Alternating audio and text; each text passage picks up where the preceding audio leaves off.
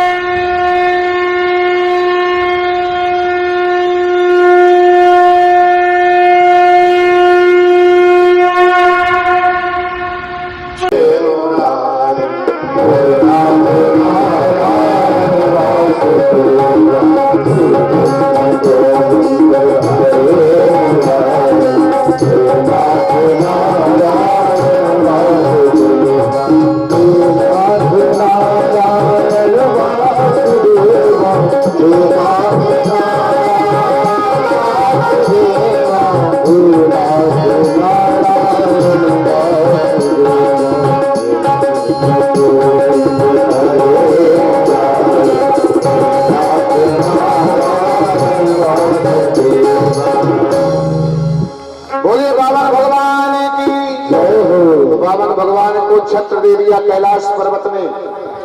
बृहस्पति जी ने जल्दी जल्दी बहुत जल्दी दर्शन कराते हुए निकल जाएंगे बीच से, है ना। सभी लोगों के पास बावन भगवान आएंगे। आप लोग पत्रम पुष्पम ऐसा नहीं है, अर्जी लगा सकते, बैठे बैठे आप लोग उठेंगे कोई नहीं तो नहीं भेजेंगे, आप लोग वंचित रह जाएंगे इससे।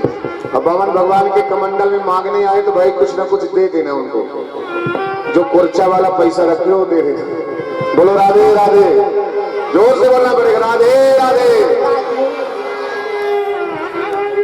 क्योंकि आप लोग कंजूस नहीं है। बावन भगवान आज कमंडल बहुत बड़ा तो नहीं लिए हैं, क्योंकि हमारे संजीव भैया कह रहे थे महाराज जी कम से कम 4-5 लीटर का कमंडल मंगाना पड़ेगा। तो बात तो सही है, कमंडल तो यहाँ बड़ा चाहिए, क्योंकि ये बड़ों बड़ों का गांव है, तिवरिगमा है जहाँ पर माननीय मंत्री मिनिस्टर हमारे यहाँ पर सांसद महोदय विराजमान है। एक बार उनका आप लोग तालियां बजा करके स्वागत कर दें। परम आदरणीय श्री गोविंद मिश्र जी ऐसी दिव्य भूमि पर विराजे हैं, तो भाई यहाँ पर कमंडल तो बड़े चाहिए। आप लोग बैठे रहेंगे, बावन भगवान आप लोगों के पास आएंगे, लाइन से जल्दी शीघ्रता भी करेंगे। इधर उधर चले जाए माँ, तो उधर भी जल्दी जल्दी। तो बावन भगवान को दे दिया गया कमंडल, यज्ञोपवीत कर दिया बृहस्पति जी ने। और जब बृहस्पति जी ने यज्ञोपवीत किया है, ले जाकर के अदिति मैया को यह संपत्ति दिए। अदिति मैया ने कहा बेटा मुझे क्या दादा जी,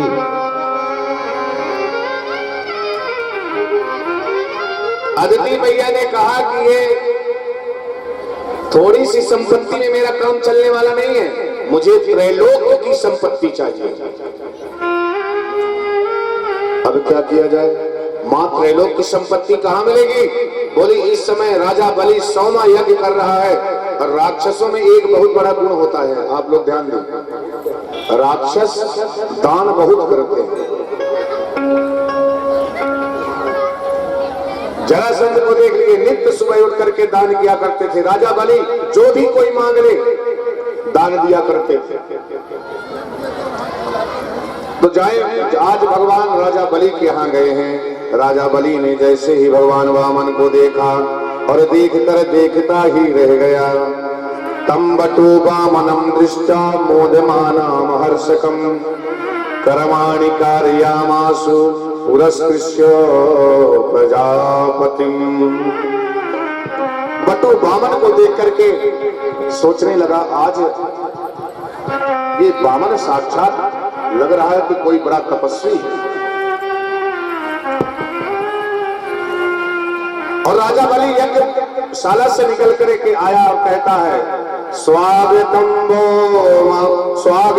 ते नमस्तुभ्यं ब्रह्मन् किं करवामि ते ब्रह्मर्षीणां तपः साक्षात् मन्ये त्वार्वपुरधरम्। हे पट ब्राह्मण, आप तो साक्षात ब्रह्मर्षि लगते हैं।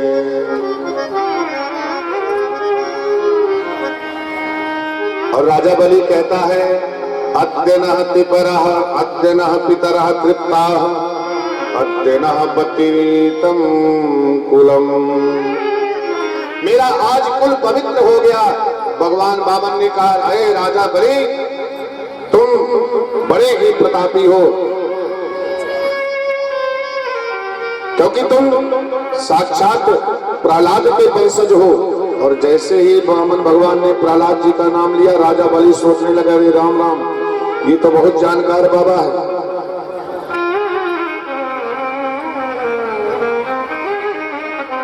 ये तो बहुत बड़ा जानकार है।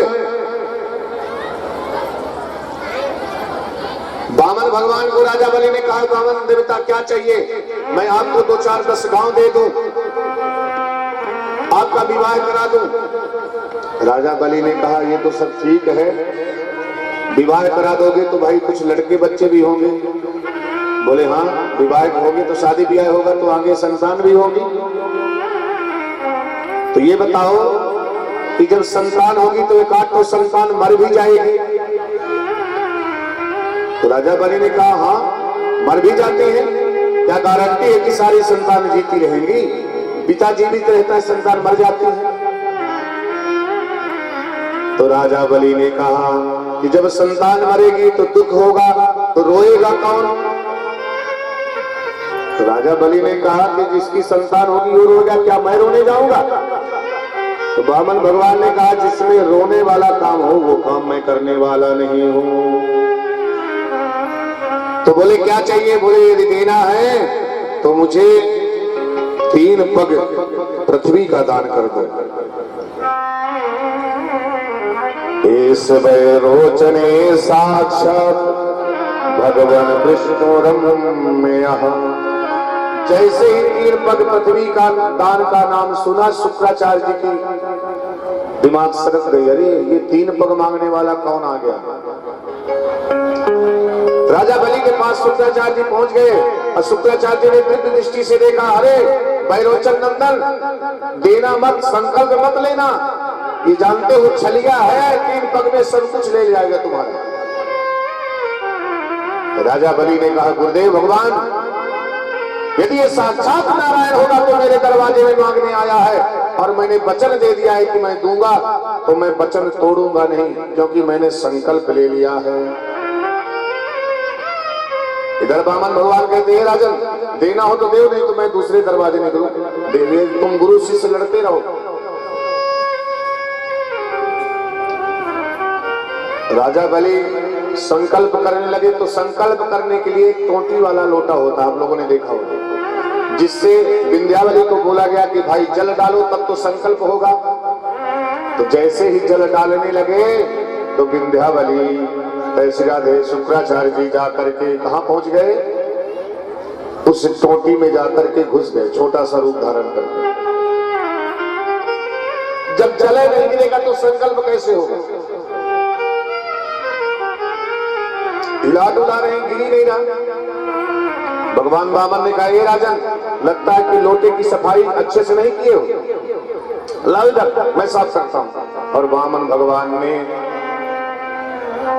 उषा लिया है और एक आंख शुक्राचार्य जी की, गोविंदाय नमो नमः, एक आंख शुक्राचार्य जी के लिए ली। इसीलिए कभी कोई दान देता हो तो कभी रोकना नहीं चाहिए। नहीं, कुछ लोगों की होती है ना, माताएं होती हैं, पति जी गए 11,000 रुपया संजीव भैया को दे आए कि भाई इतना बड़ा आयोजन है, इतना बड़ा खर्च है, इतने लोग आए हैं वृंदावन से, अयोध्या से, इन सब ब्राह्मणों को विदाई भी करना पड़ेगा, खर्च लगेगा। तो भाई संजीव जी तो मांगने हर जगह पहुंच जाते हैं। बोले महाराज जी 2 महीने से मैं मांग रहा हूं, और मैं अपने लिए नहीं मांग रहा हूं महाराज जी, खटखरा नाथ के लिए, और सभी ब्राह्मण हमारे गांव से, घर से, इस भूमि से संतुष्ट होकर जाए, इसलिए मांग रहा हूं, अपने गांव की मर्यादा के लिए। और आप लोगों ने किया भी है सहयोग। तो उसमें क्या होता है, कुछ लोग ऐसे होते हैं, संजीव का दिए ना ऊंचा है, दूसरे का दई सब ले जाके हाँ वो बस। तो फिर जो ऐसा बोलते हैं तो दूसरे जन्म में उन्हें शुक्राचार्य बनना पड़ता है। इसलिए कभी कोई दान करे, कभी मना नहीं करना चाहिए। एक बार हमारे संजीव के लिए भी तालियां आप लोग बजा दें, जो आज इतनी सब व्यवस्था, उनके सारे व्यवस्थापक लोग, हमारे पप्पू भैया और गुप्ता जी, हमारे सभी, आज मैं देख रहा हूँ चारों तरफ से वो, क्योंकि भीड़ ज्यादा हो गई है तो चारों तरफ से व्यवस्था में लगे हैं। बहुत बहुत धन्यवाद। तो राजा बलि ने कहा कि नहीं प्रभु मैं दूंगा, और राजा बलि ने दे दिया। जैसे ही अब अंतिम में चेला लुटा जा रहा था तो यहाँ पर कह दिया, हे प्रभु, हे बलि रुक रुक, शास्त्र में लिखा है झूठ बोल दो। कहाँ कहाँ? बोले स्त्री सुनर में विवाहे चा प्रत्यर्थे प्राण संकटे गो ब्राह्मणार्थे हिंसायां नान्यतम स्याजुष्टम। हे बलि झूठ बोल दो। बोले नहीं महाराज झूठ नहीं बोलेंगे। तो प्रमाण दिया, स्त्रियों से झूठ बोल देना चाहिए। क्यों बोल देना चाहिए कल बताएंगे। गौ ब्राह्मण की हत्या होती हो तो झूठ बोल दो, अपना प्राण संकट में हो तो झूठ बोल दो, और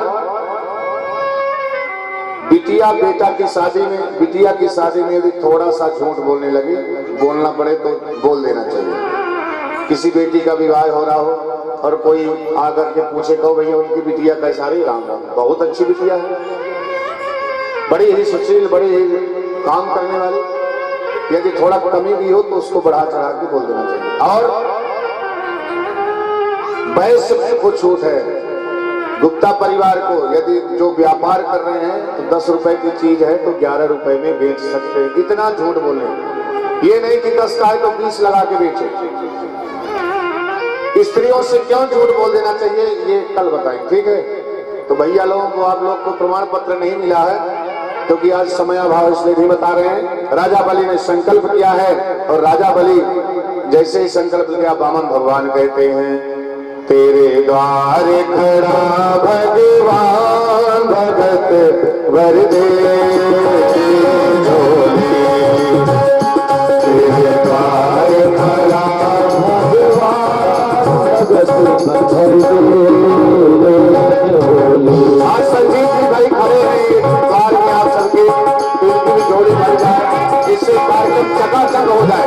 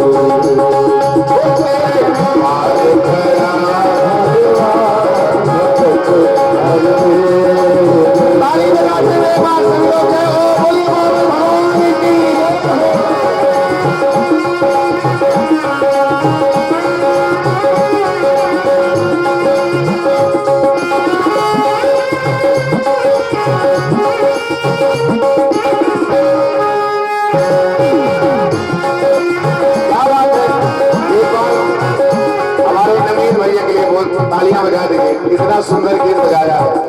एक प्यार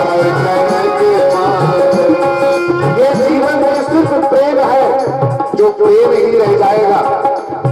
हमारे संजीव भैया ने इतना प्रेम आप सबसे किया है, और आप सबका इतना प्रेम संजीव भैया से है, मुझे देखकर बड़ी प्रसन्नता होती। इसलिए कहना है, डोले उठी है सारी धरती देखने, डोला गगन है सारा,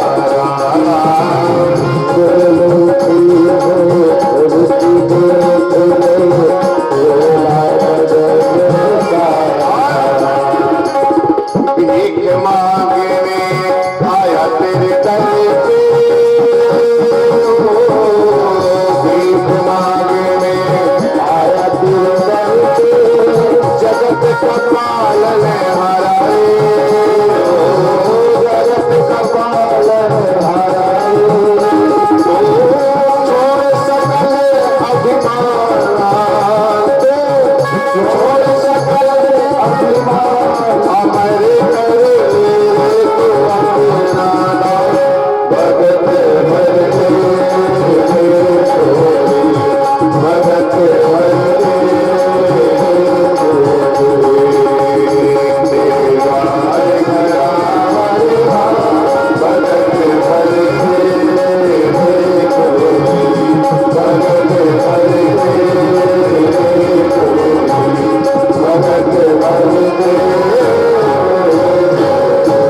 बोलिए बाबा भगवान की जय हो। हमारे संजीव भैया 2 शब्द बोलना चाहते हैं सिर्फ